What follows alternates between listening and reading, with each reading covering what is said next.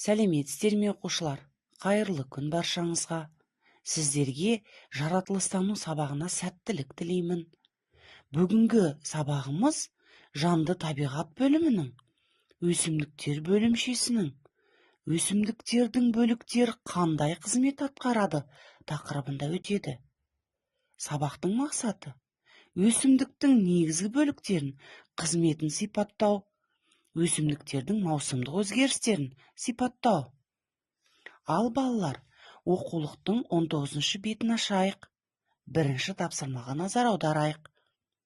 Яғни бұл жерде Қуаныш өсімдіктің мүшелерін дұрыс жазды ма? Осы тапсырманы дұрыс орындады ма? Оған өз қателіктерін түзетуге көмектесейік. Иә, балалар, дұрыс айтасыздар. Бұл жерде тапсырмада Қуаныш тамыр мен сабақтың және жапырақ пен гүлдің орнын ауыстырып алды. Біз Қуанышқа көмектесейік кәне.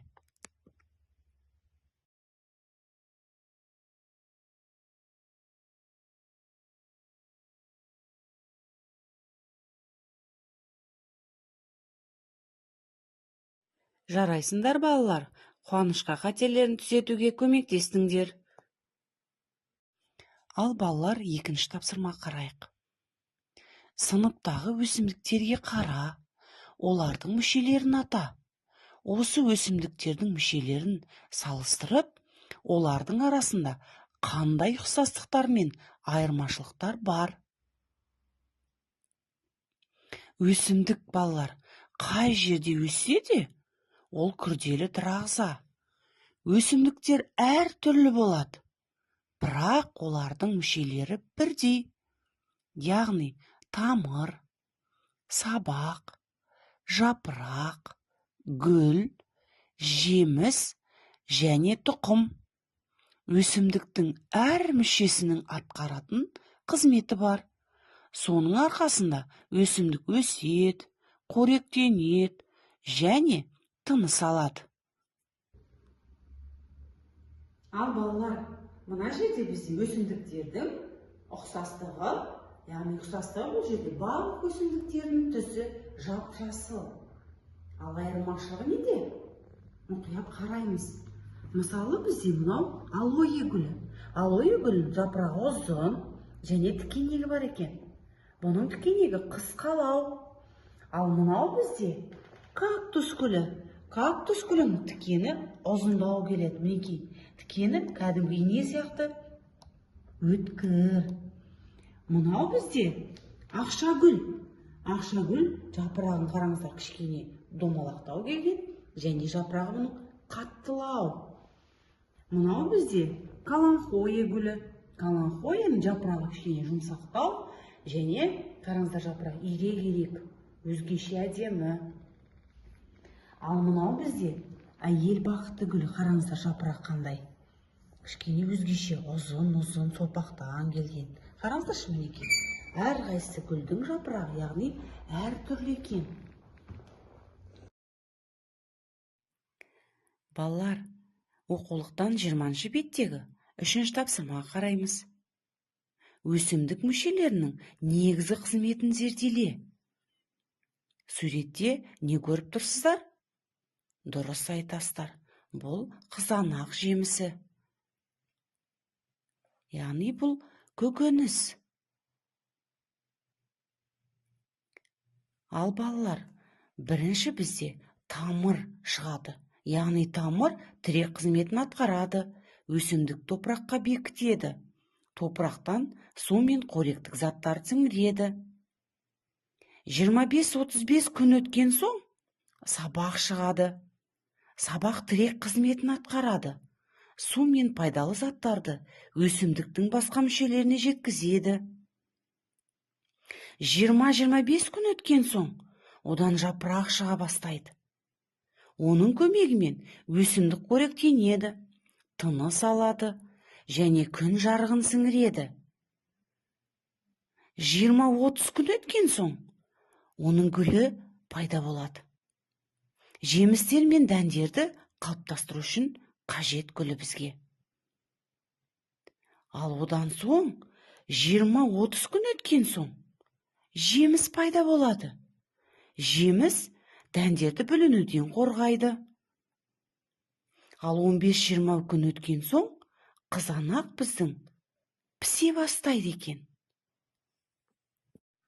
Балалар, қызанақ өсімдігінің маусымдық өзгерістерін байқадыңыздар ма? Я, қызанақ бізде 4 ай дегенде піседі екен, балалар. Ал балалар, мынау бізде қызанақ. Неке қараңыздар, қызанақ, мынау бізде сабағы, мынау бізде жапырақтары, қараңыздаршы міне. Жапырақтарынан бізде әрі қарай мінекей гүлі шыққан, гүл деп қараңыздар. Гүлінің түсі бізде сары болады екен. Осы гүлден бізде міне мынандай қызанақ көкөніс пайда болады, қараңыздар. Қызанақ көкөніс пайда болады. Ол қызанақ бірінші жасыл түсті болады. Одан соң күннің нұрына бізде қызарып, қызыл түске. Ал балалар, енді келесі бейнебаянға назар аударайық. Бақшамыз шайқалып тұр. Иә, апамыз шөбін жұлып, суарып қойыңдар деген еді. Қане кірісейік. Сәбізді шөп екен деп жұлып алдым, бірақ тамыры жұлынбапты. Қайта өсіп шығатын шығар? Дана, сәбіздің тамыры сәбіздің өзі.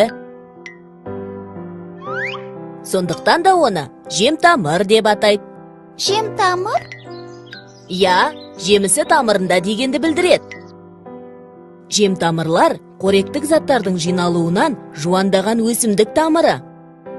Мысалы, қызылша, картоп, шомыр, пияз. Бұлардың барлығы жем тамыр. Түсінікті. Қане, ағаштарды суарайық. Аға, қараңыз, мына ағаштың тамыры көрініп қапты. Топырағының үстіңгі қабатын су шайып кеткен ғой. Мынау ағаштың діңі, мынау бұтағы, мынау жапырағы, ал алма жемісі.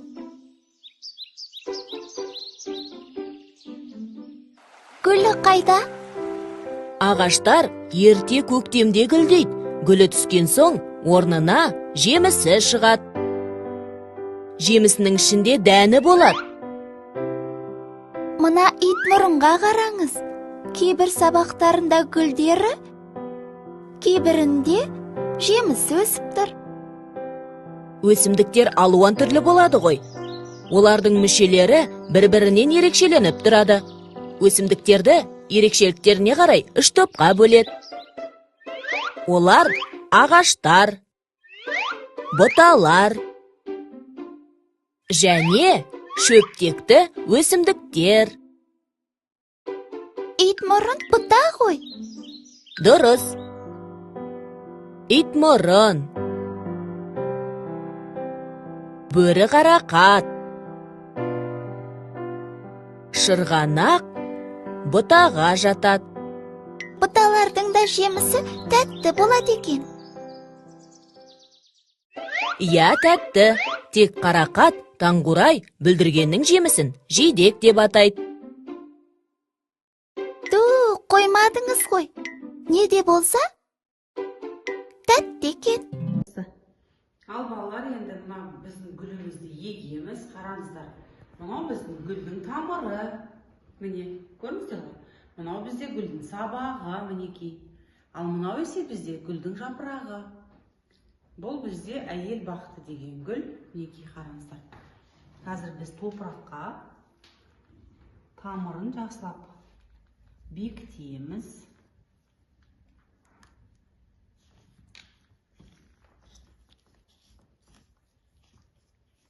Мінекей, тамырын жақсылап бекітіп алдық.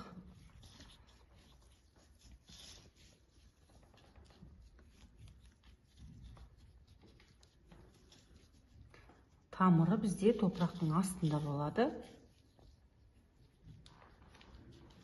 Енді осы гүлімізге біз су құямыз. Яғни біздің гүліміз әдемі болып құлпырып өсу үшін.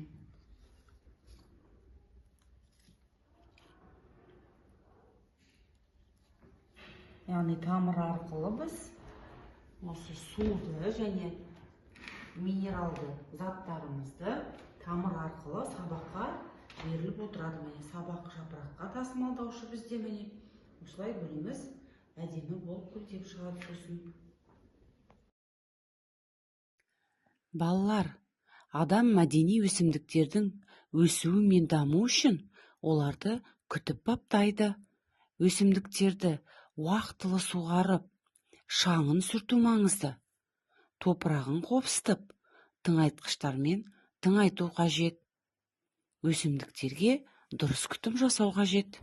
Ал балалар, сабақты қорытындылау үшін біз WordWall платформасы арқылы өсімдік мүшелерін атауын сәйкестендірейік. Ал экранға қараңыздаршы, бізде қай өсімдіктің суреті тұр бізде? Дұрыс айтасыздар, бұл күнбағыс. Ал енді әрбір мүшесін біз сәйкестендіруіміз керек. Ең бірінші бізде тамаша, яғни тамыр пайда болады топырақтың астында. Одан соң тамаша, яғни сабақ өседі екен тамырдан. Жарайсыңдар. Ал бізде сабағында одан соң дұрыс жапырақтары пайда болады. Тамаша, жарайсыңдар балалар. Жапырақтан соң әрине гүл шығады екен. Ал сол гүлден бізде не пайда болады балалар? Тамаша, өте жақсы. Дән пайда болады екен. Енді қараңыздар, біз мұнау тұрған күнбағысты мүшелерін дұрыс сәйкестендірдік па? Ендеше қараймыз. Тамаша, жарайсыңдар балалар.